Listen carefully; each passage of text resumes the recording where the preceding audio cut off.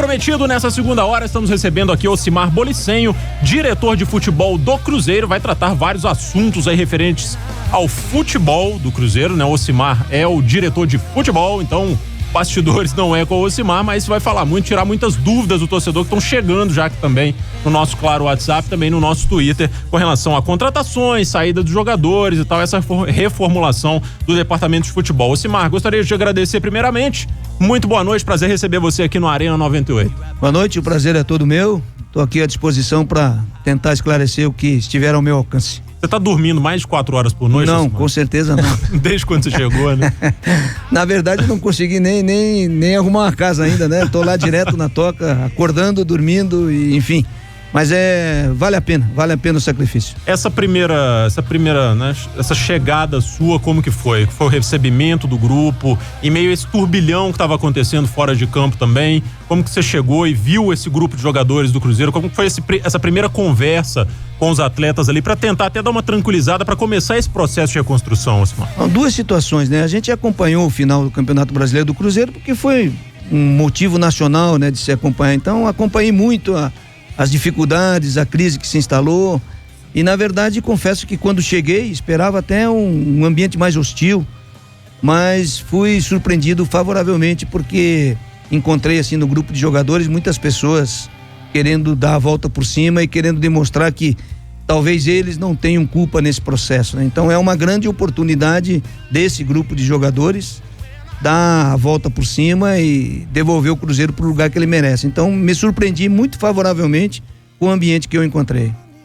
Grace. Ô, Cimar, boa noite. Antes de mais nada, muito legal ter você com a gente aqui na Arena 98. Acho que a gente vai poder falar muito do presente, né? Do que está acontecendo no Cruzeiro, porque o Cruzeiro, de fato, esse ano, cada dia são 2, 3 notícias novas, principalmente com relação ao futebol. Mas antes disso, queria que você falasse um pouquinho do seu processo de chegada. Você falou que foi muito bem recebido, mas você chegou no meio de um turbilhão realmente, porque foi momento de reapresentação do grupo, com muitas indefinições, praticamente nenhum jogador sabia se ia ficar, se ia sair, com o Alexandre Matos ao seu lado, com o Pedrinho, logo que você chegou, pouco depois os dois saíram. Queria que você falasse como é que foi essa procura do Cruzeiro por você, se te pegou de surpresa de certa maneira, ou se você já esperava que pudesse acontecer. Qual que foi o pedido da diretoria inicial, né, de urgência para você tratar internamente no clube? Como é que foi esse processo e também como você lidou com a saída do Alexandre Matos e do Pedrinho, que foram, de certa maneira, os responsáveis por te contratar? Não, foi muito de surpresa mesmo. Eu, domingo à noite, estava na praia, descansando, recebi um telefonema do Alexandre e ele estaria vindo para o Cruzeiro de uma forma transitória, em virtude do convite que ele recebeu, mas que ele gostaria de deixar alguém de confiança, alguém que ele soubesse, conhecesse o currículo para tocar a sequência do trabalho. E na segunda-feira, às 6 da manhã, estava pegando o avião para vir a Belo Horizonte. Então, vim, na verdade, muito de surpresa, mas na chegada aqui já me inteirei de todos os assuntos e 3 dias depois, né, me surpreendi com a saída deles e principalmente com a saída do Pedro, do Conselho Gestor. Mas os dois me deixaram muito à vontade no sentido de que, independente de não estarem compondo o Conselho Gestor, estariam à disposição para contribuírem da mesma forma com que eles haviam se comprometido comigo. E assim tem feito, né? Realmente tem ajudado, sempre que é necessário a intervenção deles, eles têm nos ajudado. E acho que tomei a decisão certa, né? Porque já estou na 3ª semana e já me sinto mais ambientado e com mais tranquilidade para tomar decisões, porque nesse momento o que mais você precisa é tomar decisões, né? E nem sempre elas são agradáveis. Mas assim, hoje já me sinto bem mais seguro e a surpresa do convite já foi ultrapassada agora pela estabilidade e pela tranquilidade que esse Conselho Gestor tem me dado, inclusive referendando as nossas decisões também. Ocimar, boa noite. Prazer em tê-lo conosco aqui no Arena 98, até um pouco na esteira do que você acabou de responder. Você vem de um trabalho em um clube que, com todo respeito, é bem menor do que o Cruzeiro, que é o Londrina, né? Por 2 temporadas batendo ali próximo ao G4 do Brasileiro da Série B, tinha um trabalho a longo prazo do Tencate. Se eu não me engano, você estava naquela campanha que ganhou do Atlético a final da Primeira Liga. Primeira Liga, eu ia falar Rio São Paulo. Sim. Não. Da Sul Minas. 2017. 2017, né?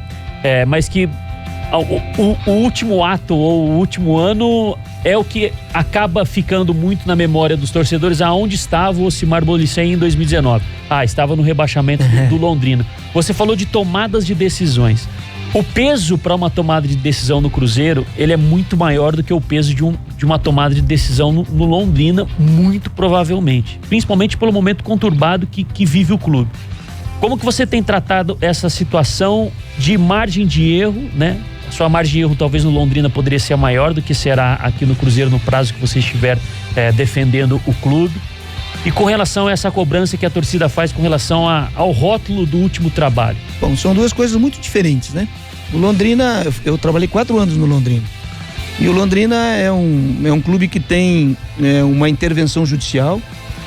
E essa intervenção judicial nomeou um gestor de futebol, que é o Sérgio Malucelli, que é uma pessoa do meu relacionamento. Quando eu fui presidente do Paraná Clube, ele era presidente do Irati.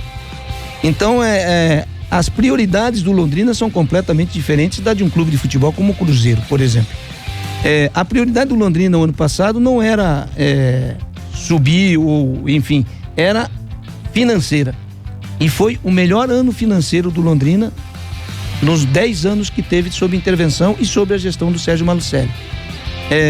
Ocorreu de cair para a Série C, mas não era a prioridade. Então é totalmente diferente de uma situação com o Cruzeiro. A tomada de decisão de um clube grande não me assusta, porque já trabalhei no Atlético Paranaense, já trabalhei no Santos, né? O próprio Paraná Clube, na década de 90, era um dos grandes clubes brasileiros.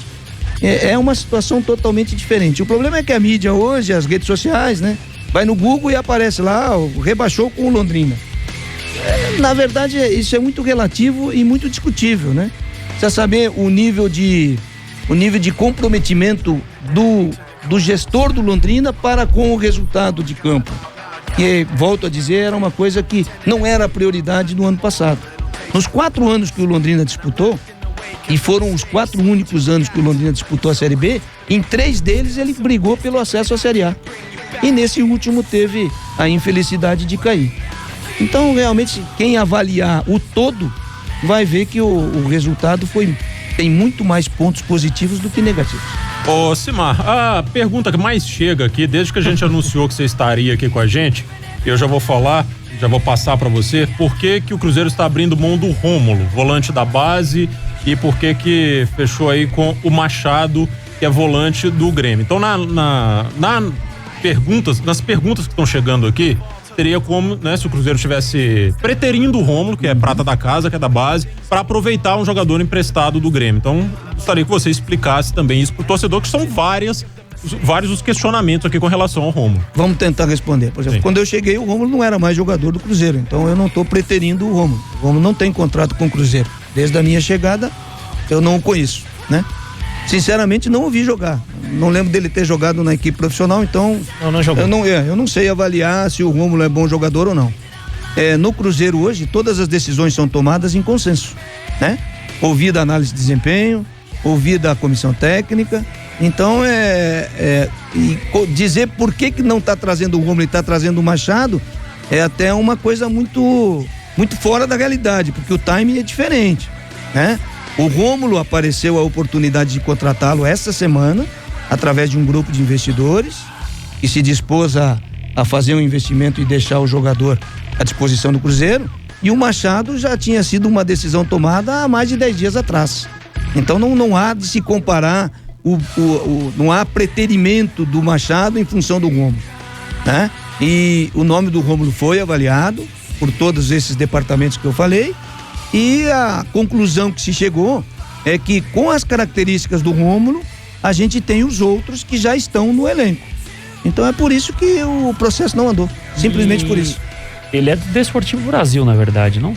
Me parece que ele é do Desportivo Brasil, e esses investidores iriam comprar, fase final de sub-20 no Cruzeiro. Iriam comprar do Desportivo Brasil e disponibilizar para o Cruzeiro.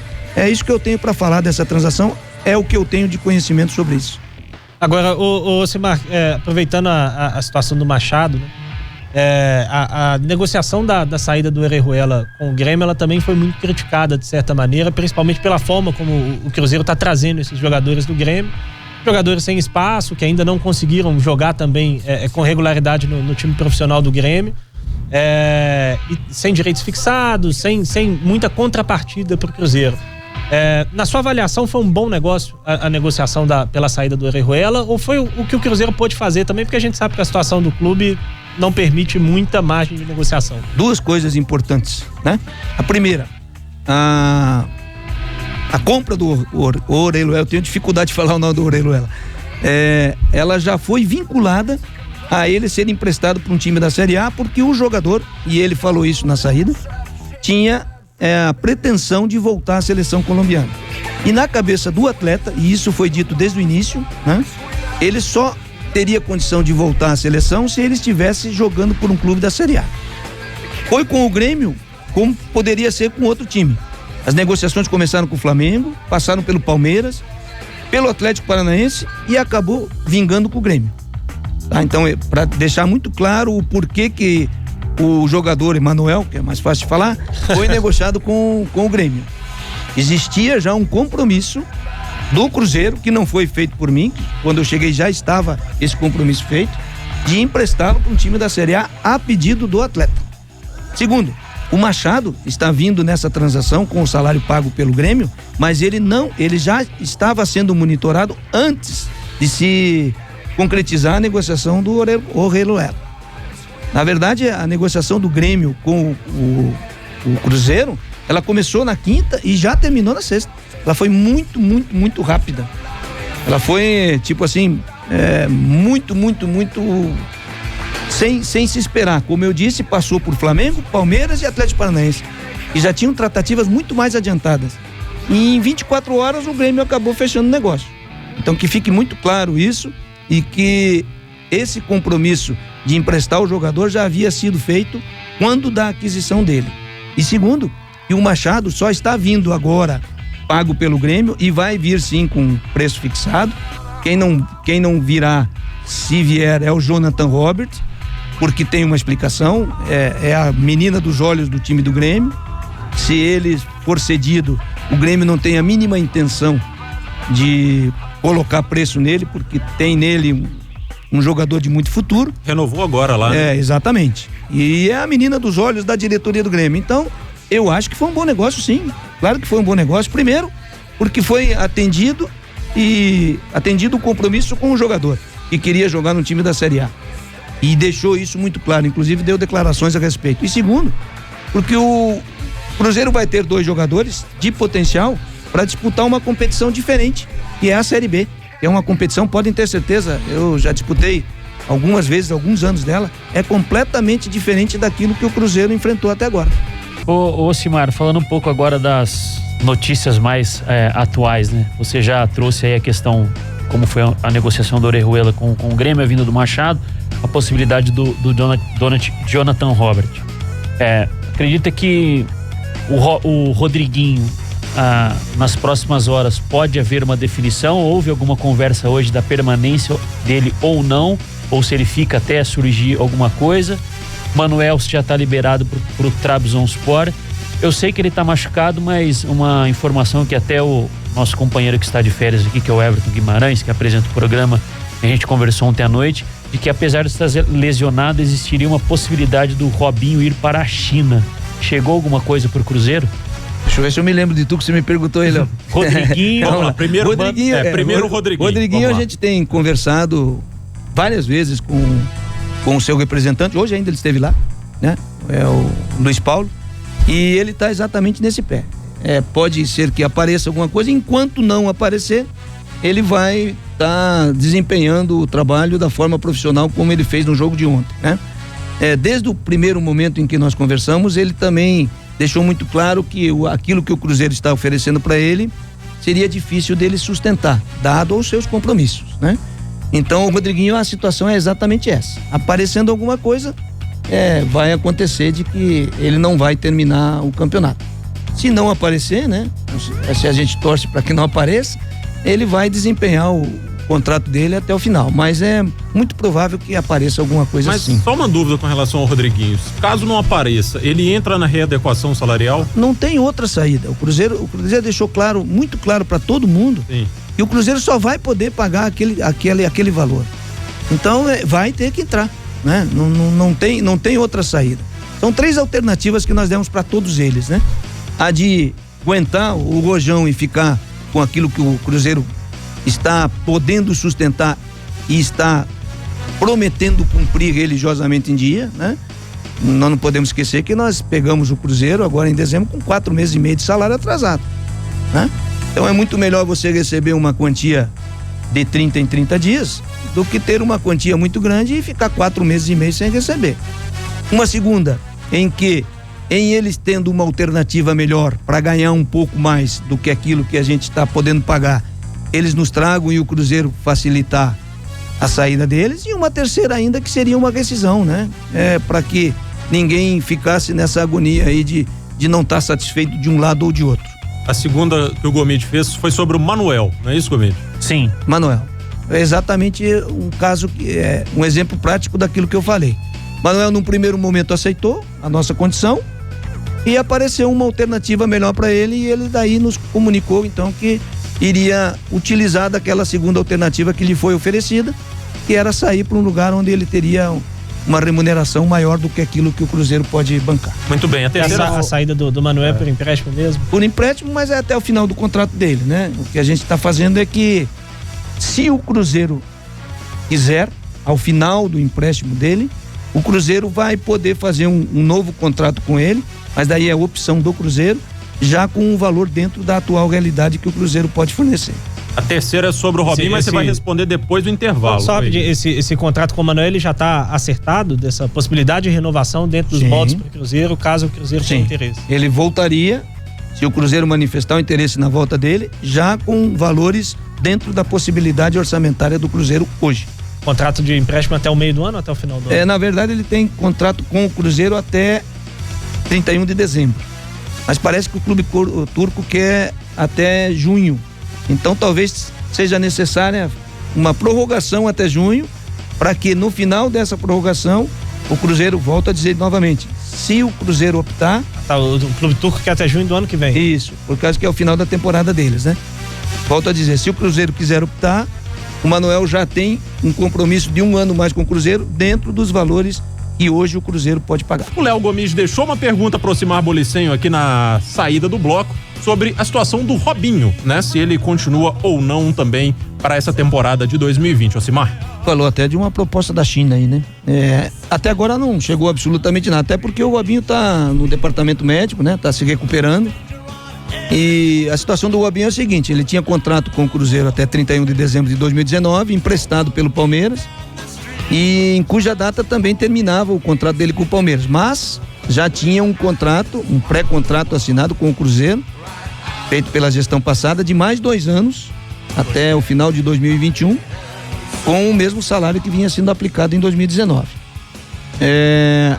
Ele já aceitou a situação da limitação de pagamento durante 2020 e deixou em aberto, tão logo ele esteja apto a jogar, uma possibilidade de aparecer uma negociação tipo essa do Manuel e ele também poder seguir sua vida, mas num primeiro momento ele já vai estar com o salário adequado dentro da realidade do Cruzeiro hoje, e assim que sair do departamento médico vai ser incorporado ao elenco. No caso dessa possibilidade de haver uma possibilidade oficial uma proposta da China, o contrato dele já foi registrado, já está protocolado, o Cruzeiro poderia vendê-lo e ganhar um dinheiro com a saída do Robinho, ou ele sairia livre porque o de empréstimo terminou em 31 de dezembro? Não, a partir de que o contrato dele está registrado no Cruzeiro, o contrato do Cruzeiro é com o Cruzeiro que o direito econômico vai ser negociado.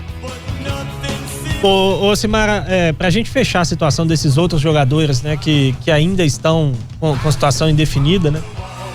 Queria que você falasse um pouco da situação do Cabral, né, que já há algum tempo não voltou ao Brasil, para definir a situação dele. A situação do Fred, que me parece que é a mais difícil, né, de ser conduzida pelos valores. Acho que não tem mais ninguém também, né?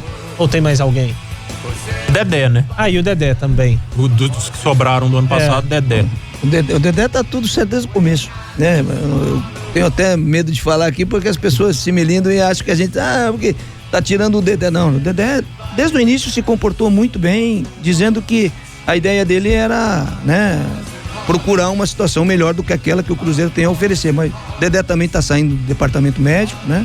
Sempre de uma forma muito cortês, muito educada, muito respeitosa para com o Cruzeiro.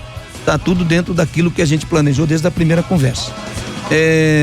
Cabral, nas primeiras negociações havia aceitado a nova condição do Cruzeiro, mas numa segunda conversa ele solicitou uma extensão de 1 ano a mais de contrato.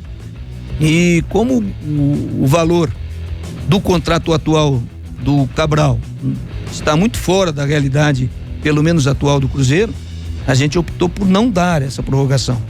E isso, não sei se deve ter entristecido ele nos procurou pedindo uma licença em caráter particular, em primeiro momento para resolver um problema com a esposa, mas a gente acha que ele pode também estar tentando alguma coisa para também optar pela segunda alternativa que lhe foi dada.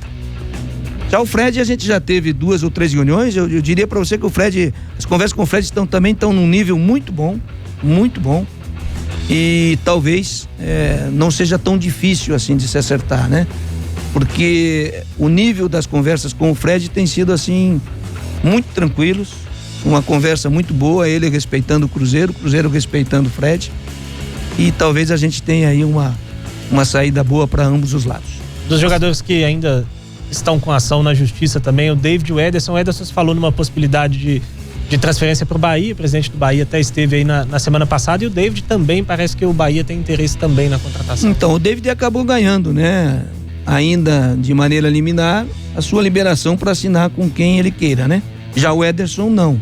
O Ederson ainda está na justiça, até porque as nossas pendências com o Ederson são bem diferentes das pendências que tínhamos com o David. Então, a do Ederson está sob júdice. A gente espera que a gente possa trazê-lo de volta, né? E em trazendo ele de volta, poder fazer um bom negócio para o Cruzeiro.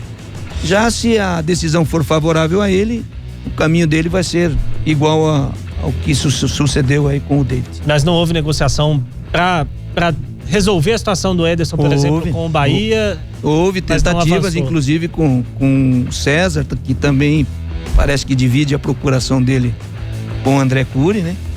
E inclusive com a presença do presidente do Bahia, que estava ali na tentativa de ser um mediador de tudo isso, se colocando à disposição para que o Bahia pudesse ser ali um meio de consenso. Mas infelizmente a conversa não andou, né? Ainda está, vamos dizer assim, está andando, mas não teve uma definição. Eu tenho a impressão que os agentes e o próprio atleta estão esperando uma decisão final da justiça. Já que você citou o André Cury, como é que tá a relação com ele depois do caso Ramon aí? Ele foi até deu declarações aí de que teria sido conduzida a questão de uma forma amadora por vocês. Como que tá a relação com o André, que representa o Ederson nesse caso? A gente tá muito tranquilo de que o que a gente fez dentro das possibilidades e dentro dos regulamentos, né? A gente tem muita tranquilidade quanto a isso. Tá lá tudo que a gente faz à disposição de quem queira fiscalizar. A outra decisão que envolve ele é a decisão do David, que acabou saindo pela justiça, né? E a outra pendência é o do Ederson, que ainda está sob júdice. Então, como é que eu vou te dizer como é que está o relacionamento? Como sempre esteve. A gente está aberto a fazer qualquer negociação para tentar um consenso. E a gente vai conseguir ou não, depende muito das duas partes envolvidas. Independentemente da questão da legalidade, você acha que o Cruzeiro agiu bem na questão do Ramon, lidou bem com a questão do Ramon? Porque assim, um jogador que chegou, começou a treinar e de repente o clube decidiu não ficar com ele. Mas você não acha que foi um pouco amador a forma como o Cruzeiro lidou com a situação? Mas veja, vamos de novo colocar o timing do problema, né? Quando nós chegamos, nós não tínhamos conhecimento do pré-contrato do Ramon. Ninguém tinha. Ele foi feito conhecimento. Pela gestão anterior. Tá. E nós não tínhamos sequer um documento desse pré-contrato lá. Nós fomos descobrir que existia esse pré-contrato por um telefonema do André pro Alexandre, no primeiro dia que o Alexandre chegou. Obviamente, como ele disse que tinha um contrato e iria apresentar, o Alexandre autorizou a vinda do Ramon para cá. Talvez aí tenha sido, mas Foi no primeiro dia em que nós chegamos, sem conhecimento nenhum, né? A partir disso é que começou a dar o problema, porque se a gente soubesse que teria tanto assunto envolvido nisso, nem sequer teria mandado a passagem pro Ramon, que na verdade nessa história toda é o maior prejudicado, né? Ficou aí 7, 8 dias treinando com essa indefinição total, mas enfim, acho que no final acabou dando tudo certo e tomara que o Ramon siga a vida dele, mas isso só aconteceu devido ao atropelo das informações e o total desconhecimento de quem chegou lá e não tinha sequer um documento dessa transação. Ô Simar, até um pouco em cima dessa questão do Ederson e do David, incluindo o Ramon, o Cruzeiro muito provavelmente vai recorrer da decisão do David ou não cabe mais nenhum recurso? De novo, é uma liminar, ele ganhou. A audiência está marcada para fevereiro. Você acredita que algum clube possa tentar a contratação do David de forma litigiosa, aproveitando que ele conseguiu esse rompimento contratual, ou acredita que ele possa ser uma moeda de troca, vamos dizer assim, juntamente com o Ederson, né? Se é que o Cruzeiro não pense em aproveitar o Ederson.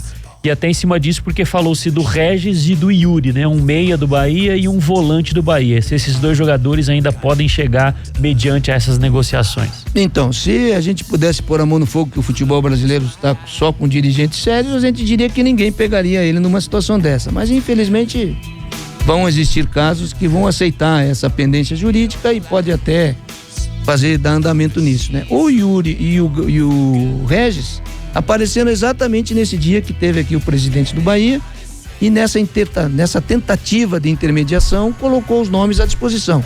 Mas como não andou o assunto do nosso lado, também não andou o assunto do lado dos jogadores do Bahia.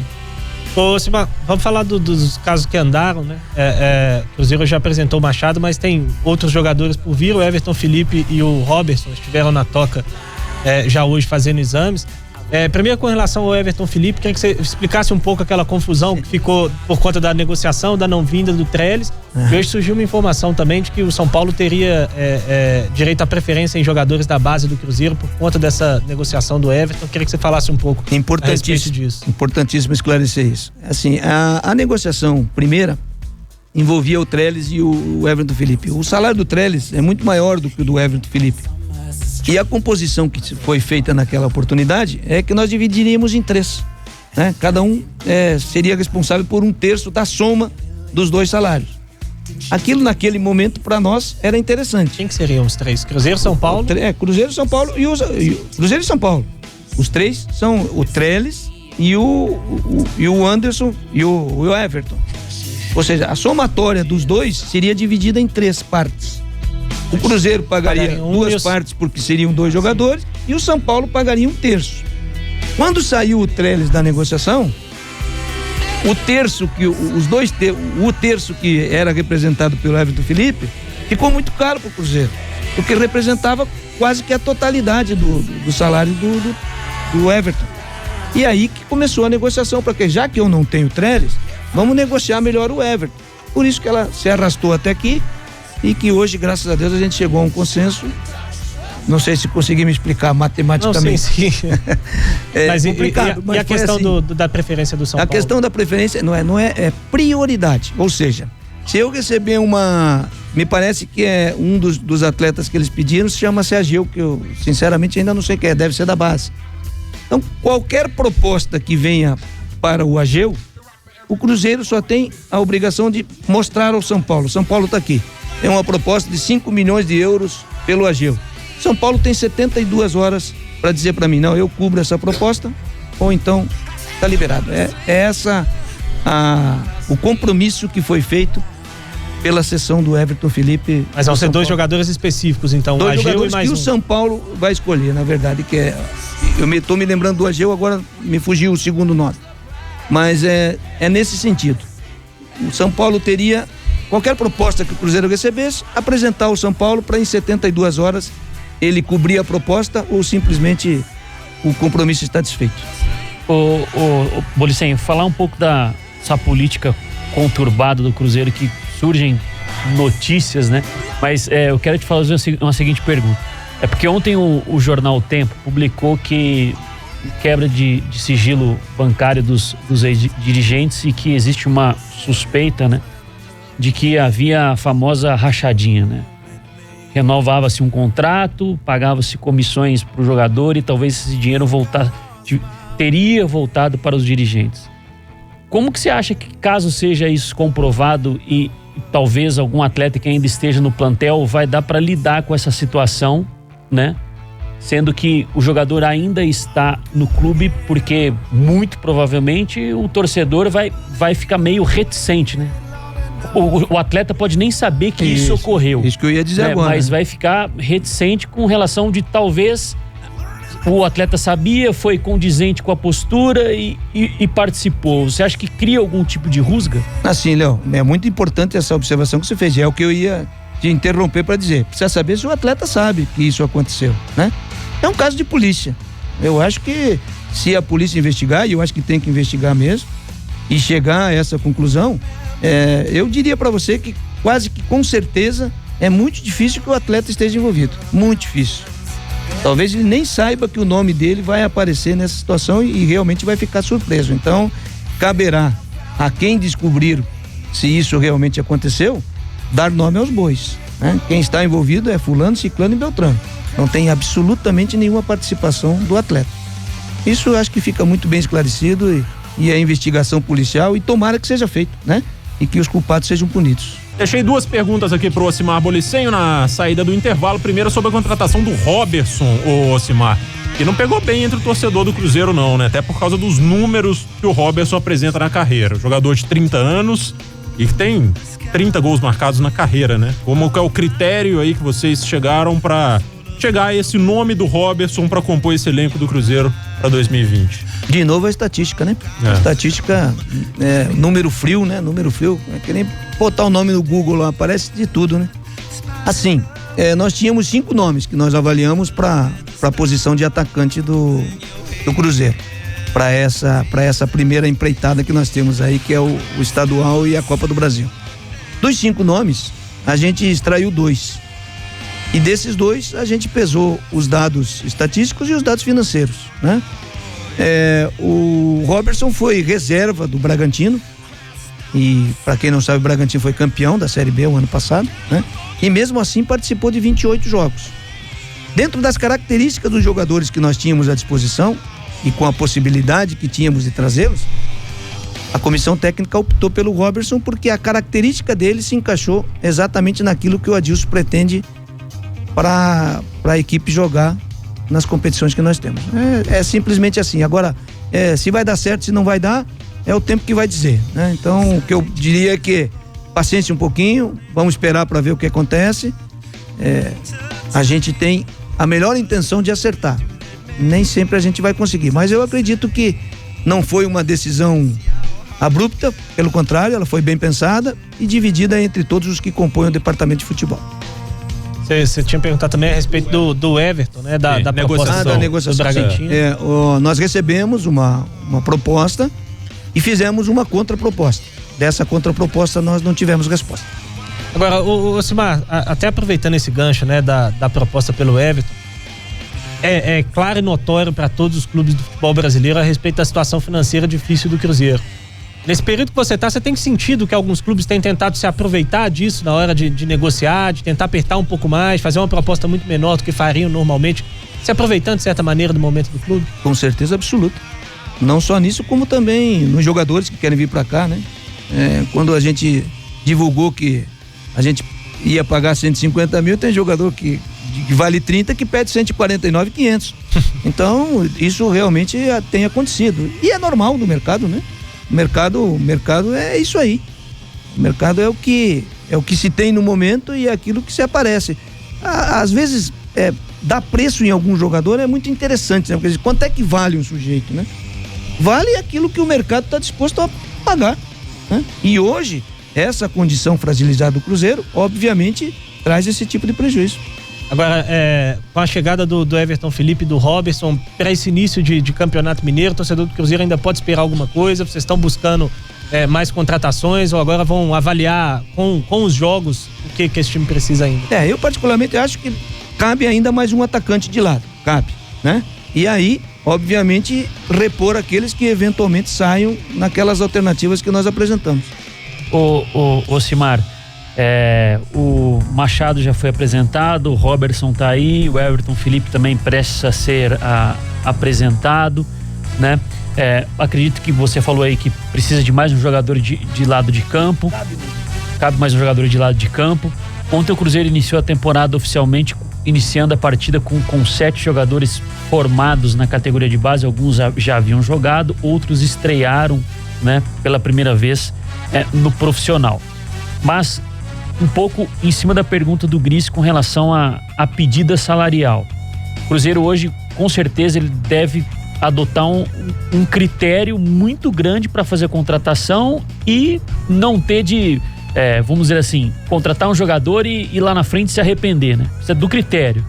Como tem sido feita essa seleção de contratação para não cair naquele velho jargão que depois não funciona, que não sabemos, que é o tal do bom e barato, né? Vamos fazer um time barato, mas vai ser um time bom, e que lá na frente, num curto prazo, a gente vê que não foi nem bom e nem barato. É uma equação difícil de fechar, né? Não é fácil. Então você tem que colocar todos esses pontos na mesa e tentar errar o menos possível. É o que a gente tem feito. Eu acabei de dar um exemplo aqui na escolha do atacante agora, quando foi optado pelo Robertson. Os dois tinham estatisticamente os mesmos números, as mesmas características, mas o lado financeiro mais favorável ao Cruzeiro pesou pro Robertson. Por aí que está sendo feito. Pode falar quem que era o outro? Era o Bergson, né? Era o Bergson do Ceará, que tem uma condição salarial muito diferente daquela que nós acabamos optando. Agora, já que você falou do Ceará, o Léo Chu foi pro Ceará porque ele foi uma proposta financeira maior, o Ceará se propôs a pagar o que ele ganha no Grêmio. Eu nem sei se ele foi. Você tem essa confirmação que ele foi? O Bolzan falou que estava ontem numa coletiva, falou que estava encaminhado para ir pro Ceará. O Léo Chu, só para deixar claro como é que a coisa ocorreu, o Léo Chu foi oferecido no primeiro contato na transação do Orejuela. Quando eu conversei com o procurador dele, não vou falar números, mas assim, ele me pediu, o jogador ganha X, ele me pediu 5X mais pelo Cruzeiro, de um jogador que não jogou uma partida ainda pela equipe profissional do Grêmio. Eu falei, não, você não pode estar falando sério comigo. E aí a gente acabou trocando ideia, ele voltou a me ligar outras vezes, já com números bem diferentes, mas o que atrapalhou a vinda do Chu pra cá foi a pedida do seu representante, que pediu 5X daquilo que ele já ganhava lá no Grêmio. Eu achei realmente uma coisa muito forte para um jogador que não jogou uma partida sequer ainda na equipe principal. Ocimar, para aproveitar esse gancho de questão de pedida salarial, muita gente olha às vezes e fica assustado com a redução salarial que o Cruzeiro está fazendo, olha a folha que a diretoria colocou como meta e se assusta para disputar a Série B do Campeonato Brasileiro. É um campeonato que você conhece muito bem. No ano passado o Bragantino foi campeão com um pouco mais de 2,5 milhões de reais por mês de folha. O Londrina certamente com uma situação de folha muito menor do que isso. Qual que você acha que vai ser o patamar salarial de folha que o Cruzeiro vai chegar à Série B do Campeonato Brasileiro e o quanto isso representa para disputar a competição? Assusta porque o Cruzeiro nunca disputou a Série B, né? Então realmente assusta. Se você comparar o Cruzeiro de 2019 com 2020, realmente vai assustar todo mundo. Agora, eu posso te garantir que a folha do Cruzeiro vai ser uma das maiores, se não a maior folha de pagamento da Série B. Com folga? Com folga. A folha do Bragantino campeão com o pé nas costas ano passado foi amplamente divulgada, foi 2 milhões, né? Isso aí. O Cruzeiro deve ser bem acima disso. E isso que o Bragantino é um da ponta de cima, né? Vamos pegar o Londrina, tinha uma folha de 400 mil reais. Então por aí, se você fizer uma média, é o que se aplica nos clubes de Série B. Como o Cruzeiro nunca disputou, é um cenário totalmente diferente, totalmente novo, e o Cruzeiro vai ter que aprender a conviver. Agora, Ocimar, passando um pouco para a questão de dentro de campo mesmo, do que vocês esperam de rendimento do time, o Adilson é um cara que conhece muito bem a história do Cruzeiro, passou muito tempo no clube, já demonstrou várias vezes o respeito e o conhecimento que ele tem pela história. Ontem, até antes do jogo, na entrevista ali na beira do campo para a TV, ele falou de respeitar as tradições do Cruzeiro e tudo mais. Ao mesmo tempo, a gente sabe que a Série B é um torneio que exige muito, um estilo muito diferente, né? Os jogos são mais físicos, os jogos são mais brigados. Vocês acham que vocês vão conseguir, de certa maneira, pelas conversas que você tem tido com o Adilson, pelo perfil de elenco que vocês estão montando, ao mesmo tempo manter um pouco dessa tradição histórica do Cruzeiro, mas também entender que vai ser preciso jogar de uma maneira diferente para a Série B? Não tenho dúvida nenhuma disso. Certeza absoluta que temos essa visão, e todos os nossos atos serão visando exatamente enfrentar uma competição totalmente diferente daquelas que o Cruzeiro disputou até hoje. A gente tem muita tranquilidade em que as decisões que temos tomados já são exatamente baseadas no tipo de competição que nós vamos enfrentar. Você acha que essa poderia ser uma solução boa pelo Cruzeiro, pelo que você já percebeu da política conturbada do clube, do que aconteceu nos últimos tempos? Eu acho que o tamanho do Cruzeiro ainda permite que ele não precise de uma intervenção judicial, né? Se ele tiver as pessoas certas no lugar certo, ele vai dar a volta por cima, como todos os outros clubes deram. Nós temos uma história recente aí. O Corinthians disputou a segunda divisão em 2008, o Internacional em 2017, o Vasco em 2016. Então nós temos vários exemplos aí. O Cruzeiro é mais um exemplo. E tenho certeza que tem forças para que sozinho, independente de intervenção judicial, desde, repito, estejam com as pessoas certas no lugar certo, como eu estou vendo que esse grupo que compõe o Conselho Gestor hoje são pessoas sérias, honestas, tem toda a tranquilidade para voltar a ser o que era, sem a necessidade de uma intervenção judicial. Deixa uma notícia que ninguém deu ainda, Ocimar. Vamos lá, torcida do Cruzeiro. Aproveita o finalzinho aí, solta a bomba aí, Ocimar. Cruzeiro vai voltar para a Série A em 2021. Então tá, ó, promessa do Ocimar, né? Você que tá sendo o responsável pela montagem desse grupo. Ocimar, obrigado pela sua participação, sucesso, boa sorte aí no comando do Cruzeiro em 2020. Eu é quem agradeço e desejo um bom trabalho a vocês, sempre à disposição para esclarecer tudo aquilo que for necessário. Beleza, tá aí então, agradecendo também ao Bruno Faleiro, assessor de imprensa do Cruzeiro, que disponibilizou aqui o Ocimar para bater esse papo com a gente no Arena 98.